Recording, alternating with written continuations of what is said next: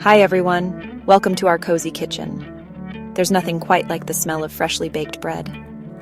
The aroma fills the air, creating a sense of comfort and warmth. Today, we're going to bake a simple loaf together. We'll start with just a few basic ingredients that you probably already have at home. Don't worry, it's easier than you think. Kneading the dough can be quite therapeutic. Let's get started. Before we begin, let's gather our ingredients. You probably have most of these in your pantry already. We'll need flour, yeast, warm water, sugar, salt, and a little oil. That's it. Having all your ingredients ready makes the process so much smoother. It's like having all your tools laid out before starting a project. This makes baking less stressful and more enjoyable. First, we'll wake up our yeast. This is a crucial step in bread making, as it ensures that our dough will rise properly and have the right texture. Think of it like gently nudging it to life. Yeast is a living organism, and it needs the right conditions to become active. In a large bowl, combine warm water, sugar, and yeast. The warm water helps to activate the yeast, while the sugar provides it with food to start the fermentation process. Let it sit for a few minutes until it becomes foamy. This foaming action is a sign that the yeast is alive and kicking, ready to do its job in the dough. This means the yeast is active and ready to work. The bubbles you see are carbon dioxide, which will help the dough rise. Yeast is the magic ingredient that makes our bread rise and have that beautiful texture. Without it, our bread would be dense and heavy. Without active yeast, our bread would be flat and dense. The yeast not only helps the bread rise, but also contributes to its flavor and aroma.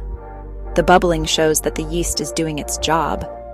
It's a fascinating process that transforms simple ingredients into delicious, airy bread.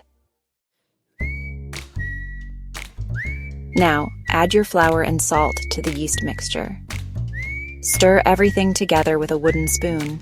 Then comes the fun part, kneading. Turn the dough out onto a lightly floured surface. Knead it for about 10 minutes until it's smooth and elastic. Kneading is like giving the dough a good workout. It helps develop gluten, which gives the bread its structure. Don't be afraid to get your hands dirty. It's part of the fun. Place your kneaded dough in a greased bowl. Cover it with a clean kitchen towel. Now we wait. Let the dough rise in a warm place for about an hour, or until it's doubled in size. This is when the magic happens. This resting period allows the yeast to do its work. It ferments the sugars in the dough, creating air bubbles that make the bread light and airy. Gently punch down the risen dough. Shape it into a loaf. Place it in a greased loaf pan. Let it rise again for another 30 minutes. This second rise ensures a light and airy texture. Shaping the dough gives it its final form. The second rise is like the final push before baking. It allows the bread to relax and develop even more flavor. Preheat your oven to 375 degrees Fahrenheit. Bake the bread for about 30 to 35 minutes. It's ready when the crust is golden brown and sounds hollow when tapped. Let it cool completely on a wire rack before slicing and enjoying. Baking transforms the dough into that irresistible bread we all love. Cooling the bread properly allows the crumb to set and prevents it from becoming gummy. Making your own bread isn't just delicious and fun, it's economical too.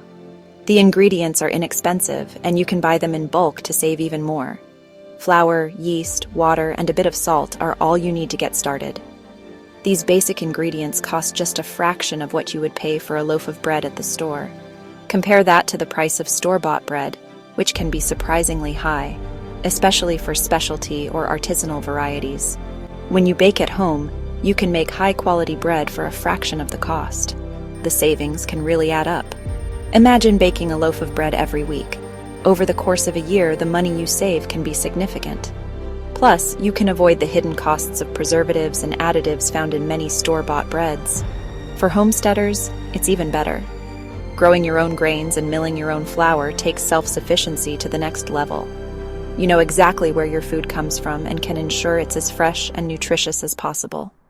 You can use freshly milled flour from your own grains. Talk about self-sufficiency. This not only saves money, but also provides a sense of accomplishment and connection to your food. Baking bread at home gives you control over the ingredients.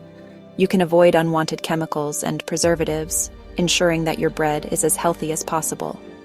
You can use organic flour, honey instead of sugar, and other natural ingredients. This allows you to cater to dietary preferences and needs, whether it's reducing sugar intake or avoiding gluten, and even add seeds and grains for extra flavor and nutrition. Think chia seeds, flax seeds, or sunflower seeds. These additions can boost the nutritional profile of your bread, making it not just a treat but a healthful part of your diet. It's a rewarding experience that connects you with your food in a meaningful way. The process of kneading dough, watching it rise, and smelling it bake is incredibly satisfying. Plus, sharing homemade bread with family and friends can create lasting memories. So there you have it. Baking bread at home is not only cost-effective, but also a fulfilling and enjoyable activity.